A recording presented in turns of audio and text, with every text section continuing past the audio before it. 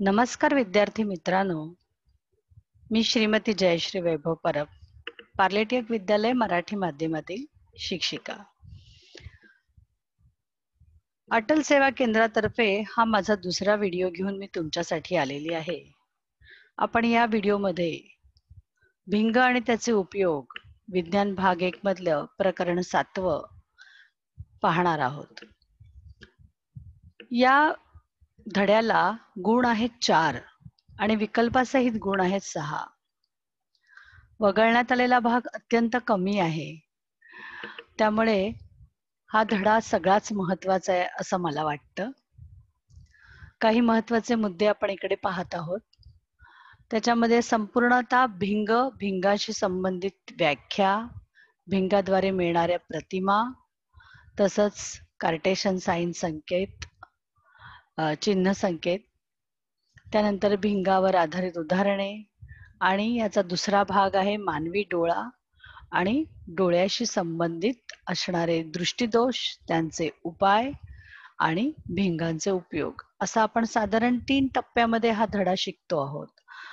हा धडा मी इथे पूर्ण शिकवणार नाही आहे, परंतु मी प्रयत्न केलेला आहे की तुम्हाला जे पुस्तकात आहे ते सगळं महत्वाचं या स्लाइडमध्ये पाहायला मिळेल किंवा वाचायला मिळेल. भिंगाशी संबंधित असणाऱ्या या ज्या व्याख्या आहेत, वक्रता केंद्र, वक्रता त्रिज्या, म्हणजे भिंग ज्या गोलाचा भाग असतो त्या गोलाच्या केंद्राला वक्रता केंद्र म्हणतो किंवा त्याच्या त्रिज्येला आपण वक्रता त्रिज्या म्हणतो. तसेच मुख्य नाभीची व्याख्या फार महत्वाची आहे आणि नाभीय अंतर. मुख्य नाभी, बहिर्गोल भिंगाची मुख्य नाभी आणि अंतर्गोल भिंगाची मुख्य नाभी याच्यामध्ये फार महत्वाचा फरक आहे. कारण बहिर्गोल भिंगामध्ये अपवर्तित झालेले जे किरण आहेत ते एका ठिकाणी एकटवतायत, तर त्याच वेळेला अंतर्गोल भिंगामध्ये ते एका पाठीमागच्या बिंदूतून आल्यासारखे भासतायत, बरोबर. आणि याच बेसिसवरती बहिर्गोल भिंगाला अभिसारी भिंग म्हणतात, तर अंतर्गोल भिंगाला अपसारी भिंग असं सुद्धा म्हणतात. तर तुम्हाला परीक्षेला जेव्हा फरकाचा प्रश्न येतो तेव्हा बरेच वेळा बहिर्गोल भिंग आणि अंतर्गोल भिंगाच्या ऐवजी अभिसारी भिंग आणि अपसारी भिंग यातील फरक लिहा असा प्रश्न येऊ शकतो. तर असा जर प्रश्न आला तर कन्फ्यूज होऊ नका, तुम्हाला त्यांची ही नावं माहिती असणं गरजेची आहे. त्यानंतर भिंगाद्वारे मिळणाऱ्या प्रतिमांची किरणाकृती काढण्यासाठी हे जे 3 नियम आहेत, हे 3 नियम तुम्हाला परीक्षेला त्यांच्या आकृत्या दिल्या जातात आणि आकृतीवरून तुम्हाला ते नियम लिहायचे असतात. किंवा कारण आता सध्या आपण कृतीपत्रिका प्रकारचं पेपर लिहितो आहोत आणि कृतीपत्रिकेमध्ये तुम्हाला बऱ्याचशा गोष्टी आकृती किंवा त्या ठिकाणी दिल्या जातात आणि त्याच्यावरून तुम्हाला उत्तरं लिहायची असतात. तर या 3 पैकी कोणत्याही 2 किंवा कदाचित 3ही आकृत्या येतील आणि त्याच्यावर आधारित हे नियम तुम्हाला लिहायला लागतील. किंवा थेट प्रश्नही येईल की आकृती काढण्यासाठी किंवा किरणाकृती काढण्यासाठी कोणते 3 नियम वापरले जातात, कोणते आपाती किरण आपण त्याच्यासाठी लक्षात घेतो ते लिहा. त्यानंतर बहिर्गोल भिंगाद्वारे मिळणाऱ्या काही आकृत्या आहेत.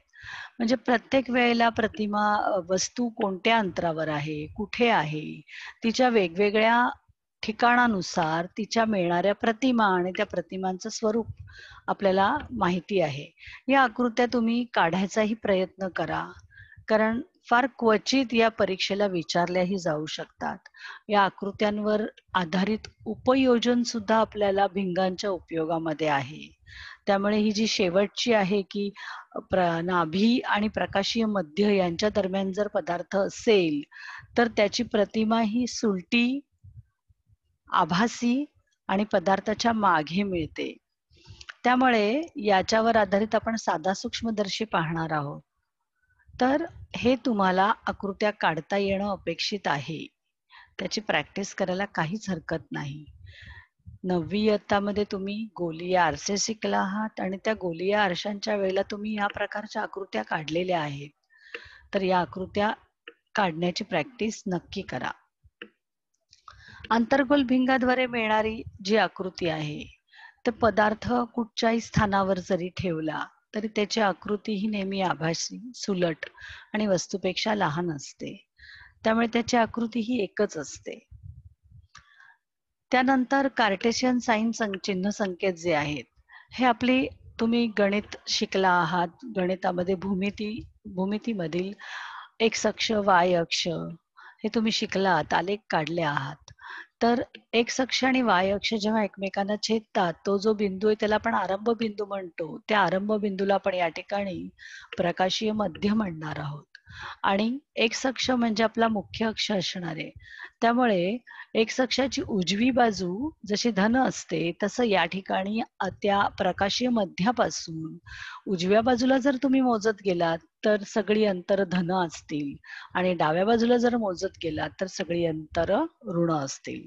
त्याच वेळेला वाय अक्ष म्हणजे तर प्रकाशीय मध्यातून काढलेला जो लंब आहे तो म्हणजे वाय अक्ष आहे. म्हणजे जेव्हा पदार्थाची उंची जेव्हा आपण विचारात घेतो किंवा प्रतिमेची उंची आपण विचारात घेतो, त्यावेळेला जर ती अक्षाच्या वरच्या दिशेने आपण मोजत असू तर ती धन असेल आणि खाली मोजत असू तर ती ऋण असेल. म्हणजे ज्या वेळेला प्रतिमा सुलटी असते त्यावेळेला तिची उंची धन असते, तर प्रतिमा उलटी असते त्यावेळेला तिची उंची ऋण असते. ह्या काही गोष्टी आहेत ज्या तुम्हाला लक्षात घेतल्या पाहिजेत. या सर्व चिन्ह संकेतांचा उपयोग आपल्याला भिंगांवरची उदाहरणे सोडवताना होतो. तर भिंगांची उदाहरणे सोडवताना आपल्याला काही महत्वाची ही सूत्र या ठिकाणी दिलेली आहेत. पहिलं सूत्र आहे ते भिंगाचं सूत्र आहे. त्याच्यानंतर ज्या वेळेला भिंगातून आपण एखादी वस्तू बघतो तेव्हा त्या वस्तूचं विशालन म्हणजे ती मोठी होत असते. तर ते किती विशालन झालं आहे, मॅग्निफिकेशन म्हटलं जातं त्याला.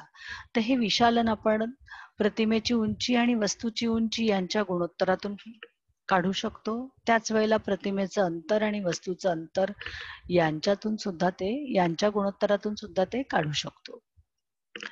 भिंगाची शक्ती म्हणजे काय, तर भिंगाचं जे नाभी अंतर आहे त्याचं जर आपण व्यस्त काढला तर त्या व्यस्तांकालाच आपण भिंगाची शक्ती म्हणतो आणि त्या शक्तीचं एकक आहे डायोप्टर. तर या डायोप्टरची व्याख्या आपल्याला विचारली जाऊ शकते. दोन भिंगांचा संयोग म्हणजे काय, तर दोन भिंग जर जवळ समोरासमोर ठेवली तर त्या दोन्ही भिंगांच्या शक्तींची जी बेरीज आहे किंवा दोन्ही भिंगांच्या शक्ती जर एकटवल्या तर त्याचा जो परिणाम साध्य होईल तो आपल्याला त्या ठिकाणी पाहायला मिळतो.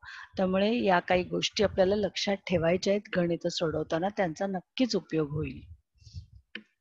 या ठिकाणी एक पुस्तकातलंच उदाहरण मी तुम्हाला दिलेलं आहे.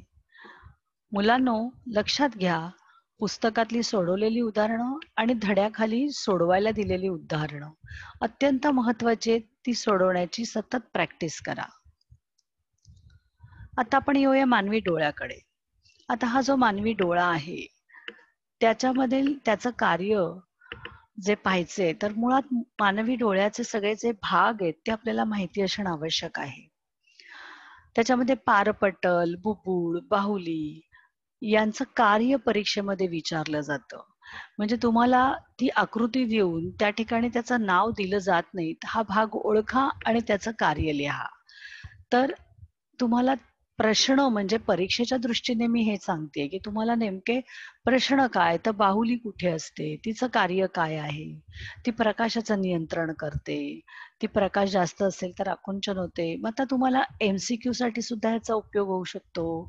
एक फक्त नावे द्यासाठी सुद्धा उपयोग होऊ शकतो. तर हे छोटे छोटे भाग आहेत.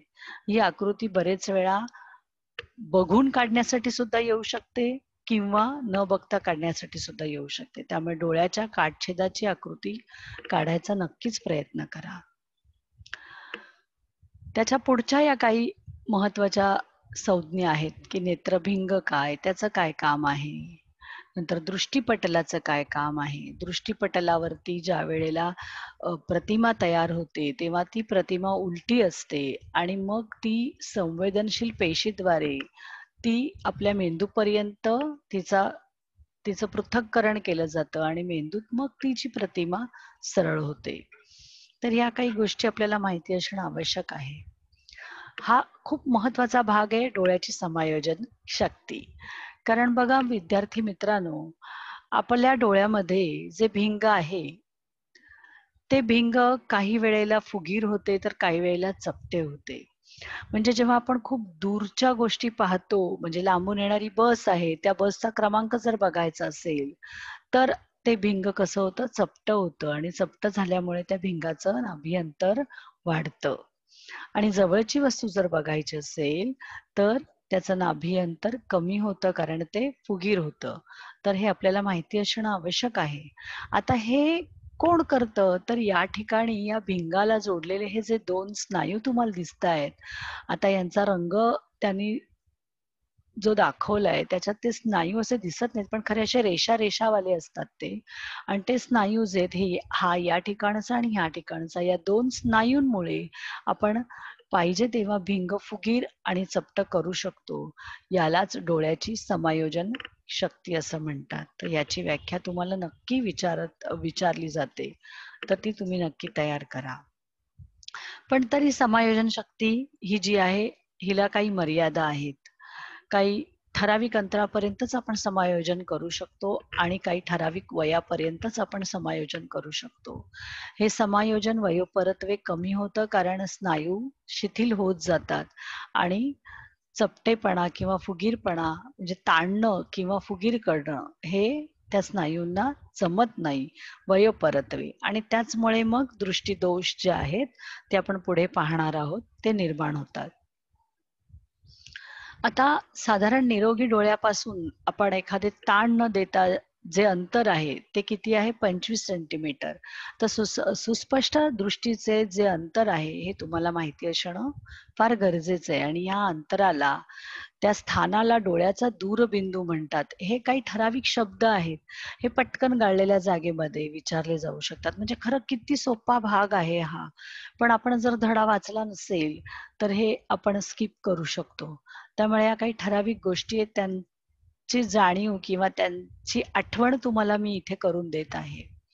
त्यानंतर आपल्याला एखादी वस्तू अ, जवळ असेल तर आणि तीच वस्तू आपल्यापासून जर लांब गेली तर तिचा जो आकार बदल होतो, हा कशामुळे आकार बदल होतो? म्हणजे समजा तुम्ही गच्चीत गेलात, तर गच्चीतून तुम्हाला एखादी वस्तू कशी दिसते? लहान दिसते किंवा खूप उंच इमारतीच्या गच्चीवर उभे असाल, तर अगदी छोटे-छोटेसे बिंदू इतकी माणसं आपल्याला रस्त्यावरची दिसतात. तर असं का आहे?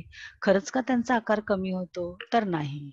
तर त्या वस्तूकडून आपल्या डोळ्यापर्यंत येणारे जे किरण आहेत, त्यांचा जो कोन आहे, त्या कोनावर या वस्तूचा आकार अवलंबून असतो. आणि याच्यावरती तुम्हाला उपयोजन प्रश्न पण येऊ शकेल. कळलं का? तर हे लक्षात ठेवा. दृष्टी सातत्य मी काही भाग थोडेसे वर-खाली केलेले आहेत. हा धड्यातला शेवटचा भाग आहे. दृष्टी सातत्य म्हणजे काय? तर आपल्या डोळ्यावर समोर एखादी जी वस्तू आपण पाहतो, त्याची जी प्रतिमा आहे ती दृष्टीपटलावरती काही ठराविक वेळेपर्यंतच राहते. तर ती 1 सेकंदापर्यंत आपल्या पटलावर तशीच राहते आणि 1 सेकंदानंतर ती आपल्या डोळ्यातून म्हणजे प्रतिमा ती नष्ट होते. आता ती जोपर्यंत आपल्या दृष्टीपटलावर आहे, तोपर्यंत परत-परत तिच्याशी संबंधित असणाऱ्या दुसऱ्या प्रतिमा जर तयार झाल्या, तर या सर्व प्रतिमा एकत्र जोडून त्या सलग बनतात. कळतंय का तुम्हाला? यालाच म्हणायचं दृष्टी सातत्य. आणि हेच कारण आहे, की जळती उत्पत्ती जर हातात धरून आपण वेगाने फिरवली, तर आपल्याला वर्तुळ तयार झाल्याचा भास होतो. किंवा तुमच्या पुस्तकात त्याने दिलंय पुठ्ठ्यावर एका बाजूला रिकामी पिंजरा काढा आणि त्या पुठ्ठ्याच्या दुसऱ्या बाजूला एखादा पक्षी काढा आणि जर दोऱ्याच्या साहाय्याने तो पुठ्ठा आपण जर गरगर फिरवला, तर आपल्याला काय दिसतं? तर तो पक्षी त्या पिंजऱ्यात आहे असा भास आपल्याला होतो. कारण त्या दोन्हींच्या ज्या प्रतिमा आहेत, त्या 1 सेकंदाच्या आत आपल्या डोळ्यासमोरून भराभर फिरतायत आणि त्यामुळे आपल्याला तो भास होतो. तर याच्यावर सुद्धा तुम्हाला एखादा प्रश्न येऊ शकतो.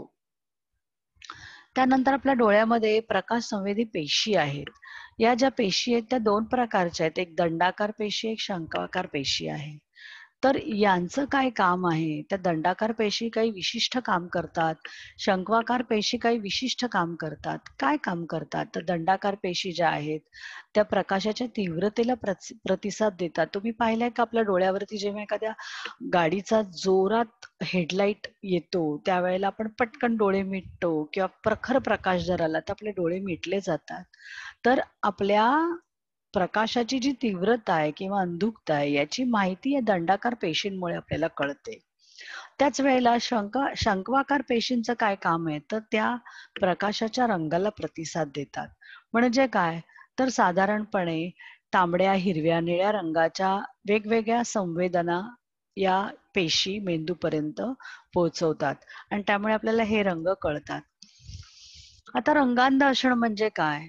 तर जेव्हा तांबडा रंग डोळ्यावर पडतो, तेव्हा तांबड्या रंगाला प्रतिसाद देणाऱ्या पेशींना इतर पेशींच्या मानाने जास्त उद्दीपित केल्या जातात.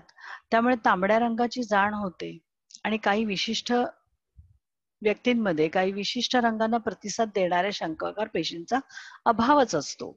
म्हणजे त्यांच्याकडे त्या पेशी अस्तित्वात नसतात किंवा नसतात त्यांच्याकडे आणि मग त्यामुळे त्यांना रंग कळत नाहीत आणि अशांना आपण रंगांध म्हणतो. आणि म्हणून मग बाकी त्यांना फक्त रंग कळत नाही. बाकी त्यांची दृष्टी जी आहे ती सर्वसामान्य माणसाप्रमाणेच असते. तर तुम्हाला असा प्रश्न येऊ शकतो, की म्हणजे काय म्हणतात ते ड्रायव्हर जे असतात त्यांना त्यांची ही जी टेस्ट केली जाते, त्यांना रंगांध आहेत का? हे का पाहिलं जातं? का पाहिलं जातं? कारण त्यांना सिग्नल कळला पाहिजे. जर त्यांना तांबड्या रंगाला प्रतिसाद देणाऱ्या पेशीच नसतील, तर मग त्यांना सिग्नल कळतील का? आणि म्हणून हे पण खूप महत्वाचं आहे.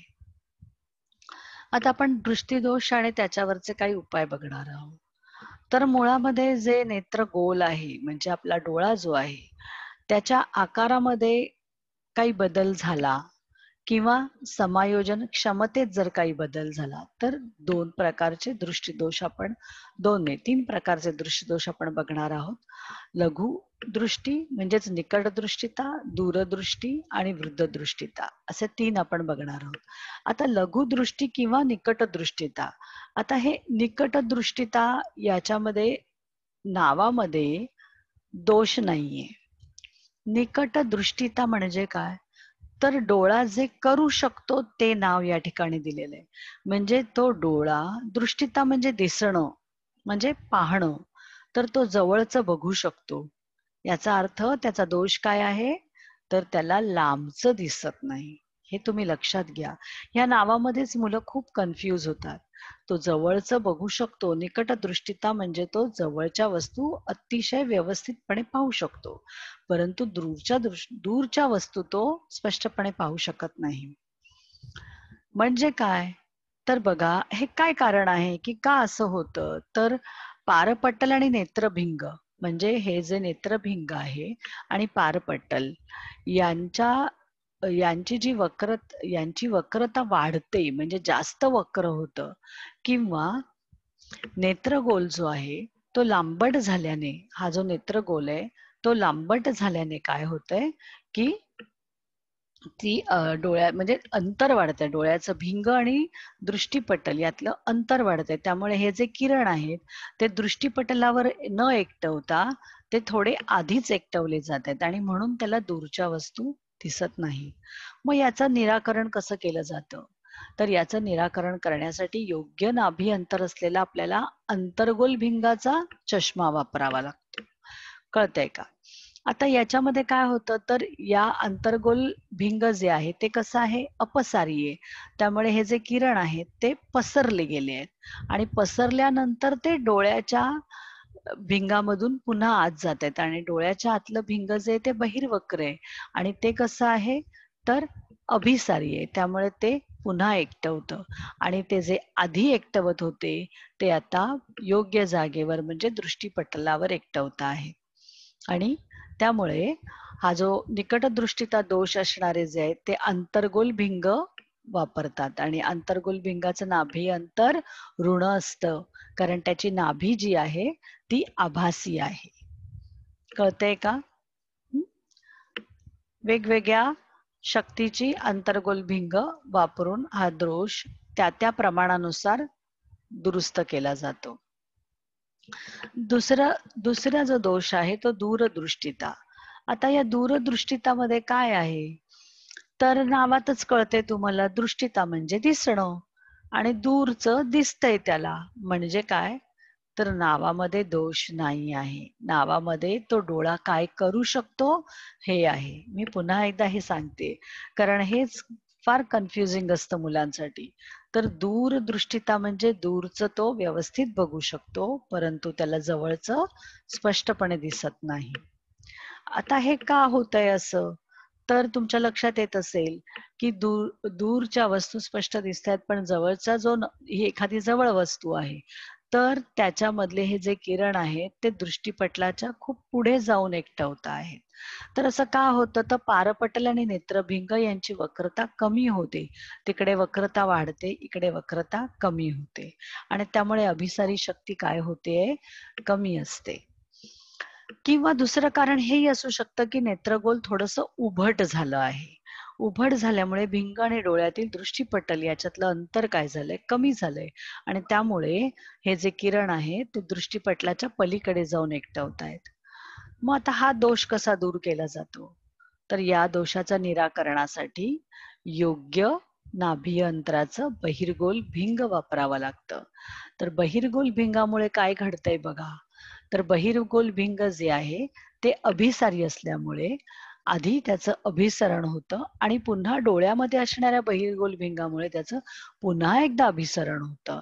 आणि हे जे बाहेर जाऊन एकटवत होते ते आता योग्य ठिकाणी म्हणजे दृष्टीपटलावरती एकटवतायत. आणि अशा प्रकारे हा दूरदृष्टीचा दोष दूर केला जातो. याच्यामध्ये सुद्धा प्रत्येक दोषाच्या प्रमाणानुसार वेगवेगळ्या भिंग म्हणजे शक्ती असणारे बहिर्गोल भिंगांचा वापर केला जातो. आता आपण पाहणार आहोत की दोन्ही प्रकारचे दोष जर असू शकतील, तर मग त्यांच्यासाठी जे चष्मे बनवले जातात ते द्विनाभीय असतात. तर याच्यावरती सुद्धा तुम्हाला प्रश्न येतो की द्विनाभीय भिंग म्हणजे काय, ते कशासाठी वापरलं जातं? तर एखाद्या व्यक्तीमध्ये दोन्ही प्रकारचे जर दोष असतील तर द्विनाभीय भिंग वापरलं जातं. याच्यामध्ये भिंगाचा जो वरचा भाग आहे तो अंतर्गोल असतो, तर खालचा भाग हा बहिर्गोल असतो. अंतर्गोल भिंग काय करतं, तर निकट दृष्टिता दूर करतं आणि खालचा भाग काय करतं, तर दूरदृष्टिता दोष दूर करतं.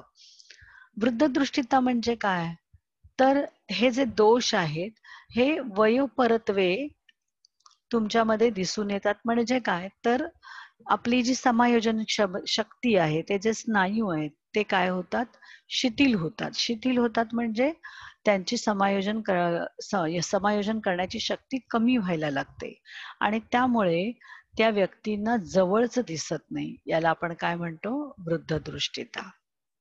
40शी लागणं कधी ऐकलं असेल तुम्ही, साधारण 40शी नंतर हा दोष आपल्याला दिसायला लागतो. आता अंतर्गोल भिंगाचे काही उपयोग या ठिकाणी दिलेत. हे तुम्हाला पाठ करणं गरजेचं आहे. या उपयोगावर आधारित तुम्हाला प्रश्न विचारले जातील किंवा सरळ थेट थेट प्रश्न असेल की अंतर्गोल भिंगाचे कोणतेही 2 उपयोग लिहा. तर हे तुम्ही पाहून ठेवा. बहिर्गोल भिंगाच्या उपयोगामध्ये साधा सूक्ष्मदर्शी, जसं तुम्हाला मी किरणाकृती दाखवत असताना तुम्हाला आठवण करून दिली होती की एखादी वस्तू जर प्रकाशीय म्हणजे भिंगाच्या अतिशय जवळ म्हणजे नाभी आणि प्रकाशीय मध्य यांच्यामध्ये जर असेल तर तिची वस्तूची जी प्रतिमा आहे ती वस्तूच्याच मागे वस्तूपेक्षा मोठी आणि सुलटी मिळते. तर त्याचा उपयोग आपण साधा सूक्ष्मदर्शी एखादे आपल्याला बारीक अक्षरात लिहिलेलं जर दिसत नसेल तर आपल्या घरी असतो की नाही साधा सूक्ष्म, म्हणजे आपण भिंग वापरतो की नाही, तर त्याला म्हणतात मॅग्निफाईंग लेन्स किंवा मॅग्निफाईंग ग्लास, साधा सूक्ष्मदर्शक. तर साधारणपणे 20 पट मोठी आपल्याला प्रतिमा मिळू शकते. कोण वापरतं हे, तर घड्याळ दुरुस्त करणारे लोक किंवा रत्नांची पारख करणारे लोक. तर तुम्हाला परीक्षेला असा प्रश्न येऊ शकतो की घड्याळ दुरुस्त करण्यासाठी बहिर्गोल भिंगाचा वापर केला जातो.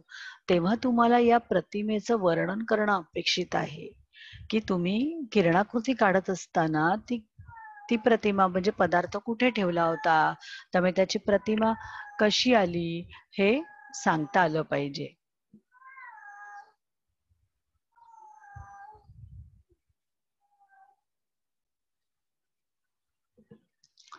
त्यानंतर आपण पाहूयात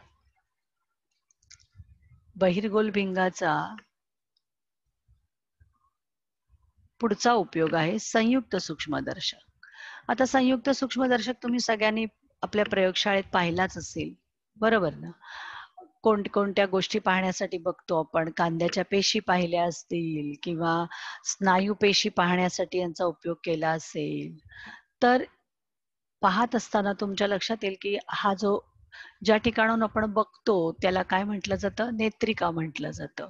ही आहे नेत्रिका. इथून आपण पाहतो आणि या ठिकाणी आपण पदार्थ ठेवतो.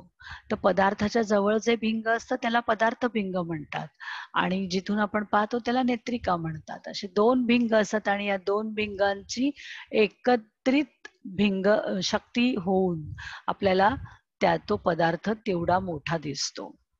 कळलं का? तर 2 टप्प्यामध्ये याचं विशालन होतं. नेत्रिकेमधून दिसण्या अगोदर पदार्थ भिंगामधून आता ही वस्तू या ठिकाणी आहे, हे पदार्थ भिंग आहे. तर ही वस्तू जी आहे ती कुठे आहे? तर 2F आणि F यांच्या मध्ये आहे. त्यामुळे तिची प्रतिमा या ठिकाणी तयार झाली आणि ही आता या ठिकाणी साधा सूक्ष्मदर्शीप्रमाणे असल्यामुळे किंवा हे जे नेत्रिका जी आहे ती साधा सूक्ष्मदर्शीप्रमाणे काम करते. त्यामुळे हा जो पदार्थ आहे या पदार्थाचं पदार्थाच्याच बाजूला पण पदार्थापेक्षा मोठी प्रतिमा आपल्याला या ठिकाणी दिसते. अशा प्रकारे संयुक्त सूक्ष्मदर्शकामध्ये अतिशय सूक्ष्म वस्तू आपण बघतो आणि या सूक्ष्म वस्तू आपण मोठ्या करून पाहतो. आता या धड्याच्या शेवटाकडे आलेले आहे मी. परीक्षेच्या दृष्टीने साधारण तुम्ही काय काय करू शकाल? तर भिंगाविषयीच्या सगळ्या संज्ञा तुम्हाला पाठ करायला हव्या आहेत. म्हणजे या तुम्हाला व्याख्यात्यामध्ये हे प्रश्न येऊ शकतील. आकृती काढणं अपेक्षित आहे. शास्त्रीय कारणांमध्ये घड्याळ दुरुस्तीसाठी साधा सूक्ष्मदर्शी का वापरला जातो?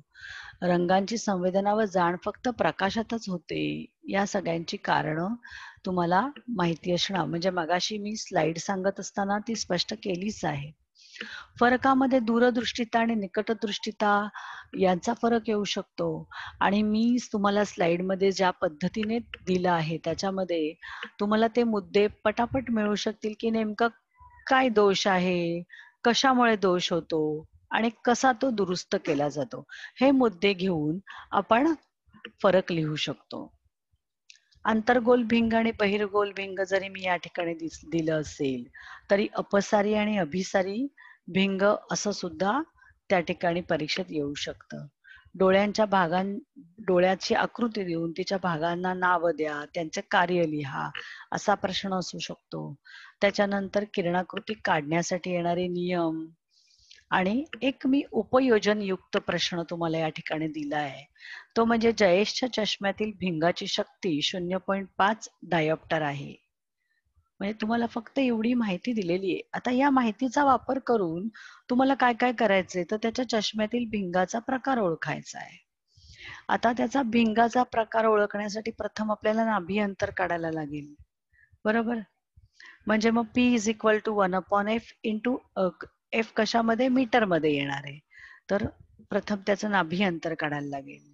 नाभी अंतर जर धन येईल तर त्याने कोणता चष्मा लावला आहे. जर नाभी अंतर ऋण आलं तर त्याने कोणता चष्मा म्हणजे कोणत्या प्रकारचं भिंग वापरलंय आणि भिंगाच्या प्रकारावरून मग आपण त्याला कोणता दोष आहे हे सांगू शकतो. नंतर मग त्याच्या भिंगाचं नाभी अंतर काढायचा थेट प्रश्न आहेच. तर ह्याला म्हणतात उपयोजन म्हणजे ऍप्लिकेशन बेस्ड प्रश्न. तर असा सुद्धा प्रश्न तुम्हाला प्रश्न 5 किंवा प्रश्न 4 मध्ये येऊ शकतो आणि धड्याखालील उदाहरणे. तर विद्यार्थी मित्रांनो, मी अशी आशा करते की तुम्हाला हा धडा मी जे काही सांगितले त्याने थोडीशी उजळणी तुमची झाली असेल. तुम्हाला परीक्षेसाठी अनेक शुभेच्छा. धन्यवाद.